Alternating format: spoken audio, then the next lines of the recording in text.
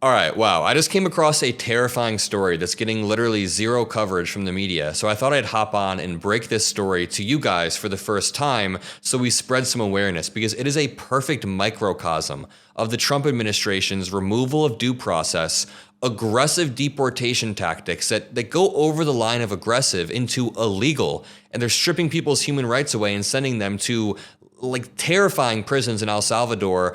But this is a little bit different. This story is about a well-respected MMA coach who always posts training tips and is based out of Australia. I found this post on Twitter and I want to break it down for you guys. So, the well-respected MMA coach says he arrived in the US for an already scheduled seminar but was detained at the border, thrown in a federal prison, and ultimately deported. And the details of his story are harrowing. Now, I went to his Instagram to go verify, and all of this is true. He is an MMA training coach. He's actually got a pretty big audience because he gives tips online. So he was traveling to the US for a seminar, and he made this post just a few hours ago describing his absolutely terrifying journey. Now, I believe this photo is an AI recreation of what it would look like for him to be in jail. But the story that he tells has been verified, and we've seen this pattern happen all around the country. I mean, somebody in Chicago, where I live and record, was thrown into the back of a van, was driven around for 8 hours in circles, and then they finally realized, wait a minute, this dude is a citizen, he's just a little bit brown. We can't target brown people, but they still are.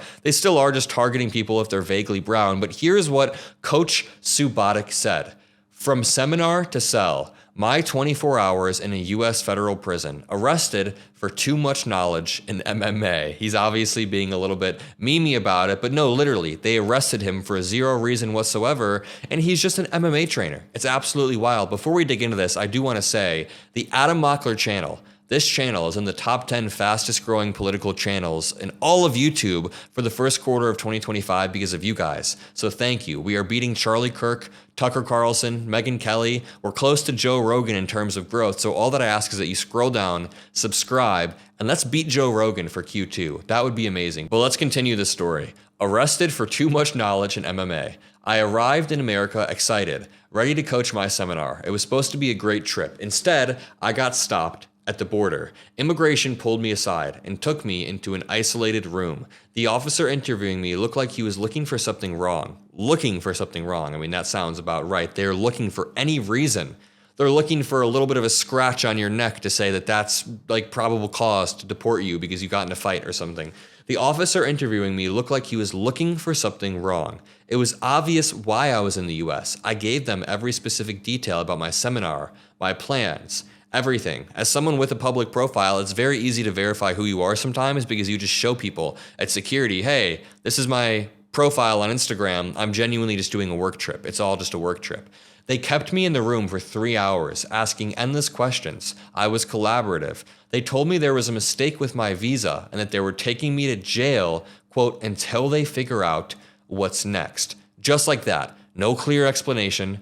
No chance to talk to anyone, no rights. They handcuffed me, put me in a car, and drove me to a federal prison. They stripped me of everything, took my clothes, gave me jail clothes, fingerprinted me, took photos, searched me. They gave me a blanket and sheet, then they walked me to my cell block 4B. The moment the door opened, it was chaos, and there's more to the story, but let me say, again, this is a perfect microcosm of what happens when you remove due process from someone. We've seen this happen all across the US.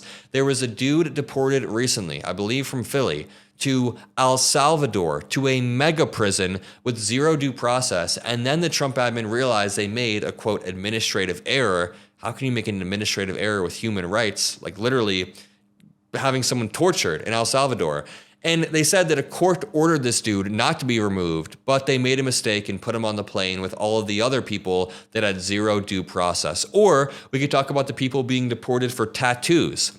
Not because they were found to be a member of a gang by a court. No. Because some Trump officials or some ICE agents saw tattoos on their arm. It is wild. But to continue this story, the moment the door opened, it was chaos. Fights between gangs, people screaming, arguing over food, what to watch on TV, crazy people running around, madness. The guard walked me to cell 221, where there was a filthy mattress with patches of piss and blood. This dude just came to teach a seminar.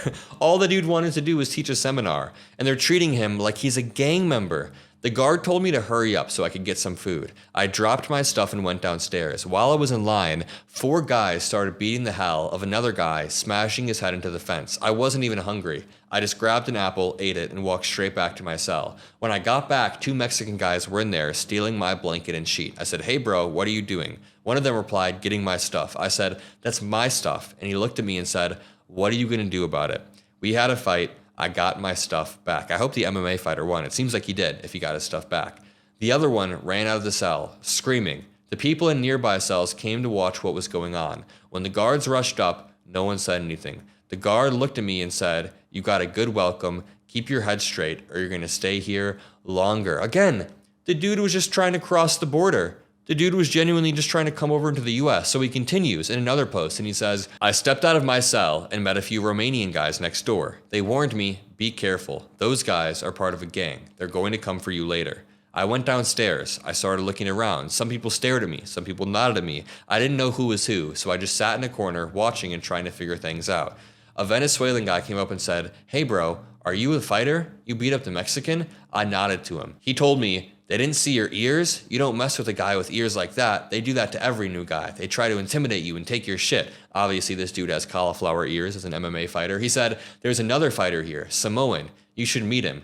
The Mexicans I just fought kept watching me from upstairs. I knew it wasn't over. Then the Venezuelan guy asked me, "Are you Christian?" I said, "Yes." He replied, "At 8:30 p.m., we pray in the basketball court. Join us." Later, one of the gang leaders approached me. "Hey fighter, what's your name?"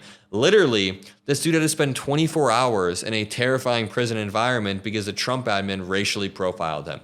Then it goes, "Hey fighter, what's your name?" "Renato." He nodded. "They told me you're Christian. You're joining us for prayer." Then he says, "I was a fighter. Now I'm a coach." And then he says, "I know you. I've watched your videos. I can't believe you're here." I noticed the phones downstairs, so I asked some of the inmates, "How can I call my family to tell them what's going on?" They told me, "You can't. You have to wait 3 days to get your number."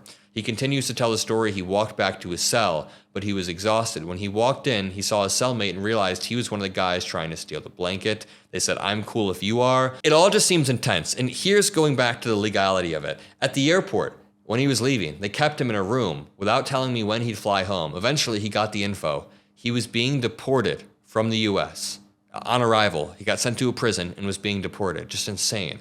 An officer walked me to the plane. Before taking off the handcuffs, he looked at me and said, "I'm sorry this happened to you. They messed up big. It shouldn't have gone this way." This whole experience was unreal. It's insane how easily someone can take away your freedom, lock you in a federal prison without a clear reason. No explanation, no warning, just like that, you're treated like the worst criminal. I believe in respecting the rules, but putting someone in federal prison over a missing detail in a visa application, that is wild, especially with no due process, no ability to defend yourself.